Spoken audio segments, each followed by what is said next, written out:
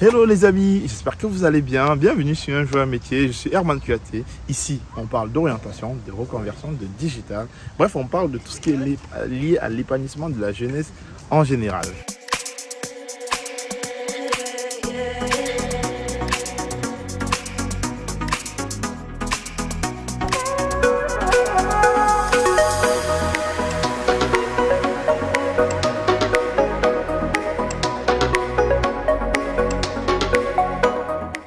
Est-ce qu'il t'est arrivé d'étudier une matière, d'y mettre du tien, de donner tout ce que tu pouvais, mais malgré tout cela, tu manques de sérénité, tu manques d'affirmation, tu as toujours l'impression que tu n'en as pas fait assez, que ça ne va pas aller.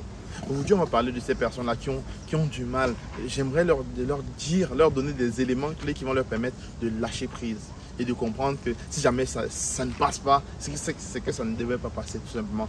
Aujourd'hui, on va parler de 4 raisons d'arrêter d'étudier. Attention, je ne parle pas d'arrêter d'aller à l'école, je ne parle pas de mettre fin à ses études, je parle uniquement d'arrêter de reviser une matière X ou Y. Petite parenthèse, un pouce bleu serait la bienvenue, un petit commentaire ou alors pensez à partager nos contenus avec tous les étudiants qui ont souvent la peur d'échouer, qui ont souvent ce stress-là pré-examen, qui ont du mal dans leur révision. En termes de premier cas de figure, c'est ce cours-là que tu poses depuis quelques jours, depuis pas mal de temps et tu te rends toujours compte qu'il y a toujours des zones d'ombre, il y a toujours des zones d'incertitude. Attention, je ne parle pas des personnes qui ont commencé à étudier il y a 2 heures ou 2 jours. Je parle des personnes qui ont vraiment pris leur révision depuis le début de l'année, qui ont commencé à réviser dès le premier chapitre, dès les premiers cours du professeur, qui ont toujours été au TD, qui ont toujours essayé vraiment de réviser au fur et à mesure, mais qui se rendent toujours compte que malgré toutes ces révisions-là, ça ne va pas. Il y a une zone d'incertitude, il y a un truc qui ne colle pas, non, ça ne marche pas. Ils revisent tous les jours, tous les soirs, ça ne marche pas. Alors, à mon avis, à un moment donné, il est temps de lâcher prise. Si vous estimez que vous avez suffisamment révisé, que vous avez suivi les choses tout au long du parcours, lors de l'examen, il se pourrait que ce soit des questions qui vous rappellent des portions de cours que vous avez révisées, que ce soit des énoncés, des éléments, des petits textes fournis qui vont venir, n'est-ce pas, faire appel à ces éléments mémoire que vous avez stockés lors de vos révisions. L'idée ici, c'est de comprendre qu'à un moment donné, il faut savoir lâcher prise tout simplement. Ce n'est pas en surrevisant que vous allez garantir une réussite dans une matière ou une autre. Peut-être que la matière n'est même pas faite pour vous au final. Petit 2, c'est le cas où tu as tellement révisé que tu en rêves la nuit, que tu dors, tu penses même à ça, tu ne comprends plus ce qui se passe. Tu te demandes, mais est-ce que c'est devenu mon rêve de vie finalement? Cette matière, ça me hante même la nuit. Ça commence à devenir critique. Je pense que là, limite, il faudrait même se faire consulter clairement. Si on arrive à ce point, c'est que soit la matière ne nous veut pas, soit peut-être. Et il pourrait également arriver qu'on se trompe plutôt au niveau du process, de la manière de réviser. Auquel cas, l'idéal serait peut-être d'aller vers ces enseignants-là et leur demander le process idéal. Mais si vous arrivez déjà au point où vous commencez à rêver d'une matière, je pense qu'il est temps de lâcher prise, de se dire, ok, je vais revoir peut-être mon process, je vais revoir peut-être la manière de réviser en cette matière, mais toujours est-il que la méthode utilisée en ce moment n'est pas la bonne. Ou alors, si elle est bonne, la matière n'est pas faite pour moi, mais il est temps de faire quelque chose. Ça ne peut pas continuer de cette manière-là.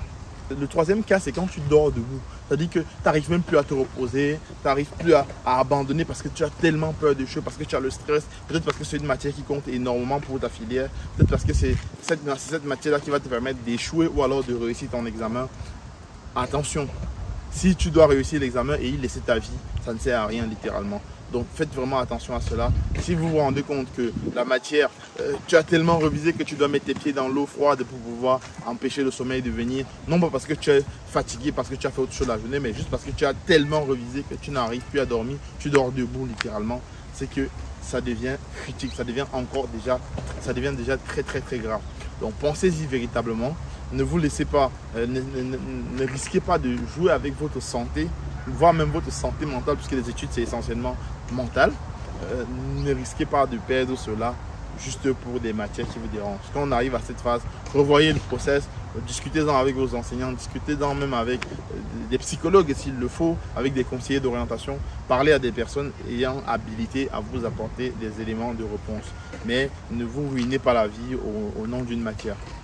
Le dernier cas de figure, ça concerne essentiellement ceux que je vais appeler les mauvais élèves ou alors les paresseux. Si tu t'y es mis la veille, naturellement, je veux dire, ça ne sert à rien, clairement. Je lui dis comme ça, une matière, ça ne se révise pas la veille. Comme on est en septembre, on parle de rentrée scolaire, c'est le sujet à la mode en ce moment. C'est également le moment de commencer à réviser. C'est pas quand on est en mai, en juin, qu'on connaît la date des examens, qu'on se met à réviser long. Là, il y aura tout un cahier à lire pour chacune des matières et c'est pire. Le burn-out nous guette à la fenêtre. Donc attention véritablement à cela. Les études, ça commence à la rentrée, ça se termine à la... Ah non, ça se termine au dernier diplôme d'ailleurs d'accès à l'emploi. Les études, je parle bien. Mais les formations, c'est toute la vie. Donc pensez-y réellement, commencez à étudier dès que possible. Et généralement, la veille des examens, plutôt que de s'y prendre la veille des examens, c'est le moment où on ne fait plus les révisions. On surveille juste ses notes, on se balade un peu dessus, on oublie même parfois complètement les études, on oublie parfois l'école, on se décontracte, on se libère, le temps que le cerveau puisse digérer véritablement tout ce qu'on a emmagasiné tout au long de l'année. Donc c'est pas le moment de se mettre à fond dans les grosses révisions, c'est vraiment pas le moment. Que vous soyez, peu importe le cas de figure, si c'est à ce moment que vous devez commencer, alors sachez que votre année a été ratée complètement. Tout simplement, acceptez-le et puis revenez l'année d'après étant mieux outillé. Mais pensez véritablement à votre santé, pensez à vos process. La révision, c'est pas une histoire, c'est pas un jeu d'enfant. Il y a des méthodes qui marchent plus que d'autres, il y a des méthodes qui marchent beaucoup moins bien, d'autres qui ne marchent pas du tout. Donc pensez véritablement à vous faire accompagner par des personnes habilitées à le faire, à vous donner les bons conseils pour que vous puissiez réussir par rapport à cela. J'espère que vous avez apprécié le type de contenu, que vous avez resté jusqu'ici. Pensez à mettre un petit pouce bleu si vous avez appris quelque chose durant ce contenu. Pensez également à le partager naturellement. Ciao, ciao.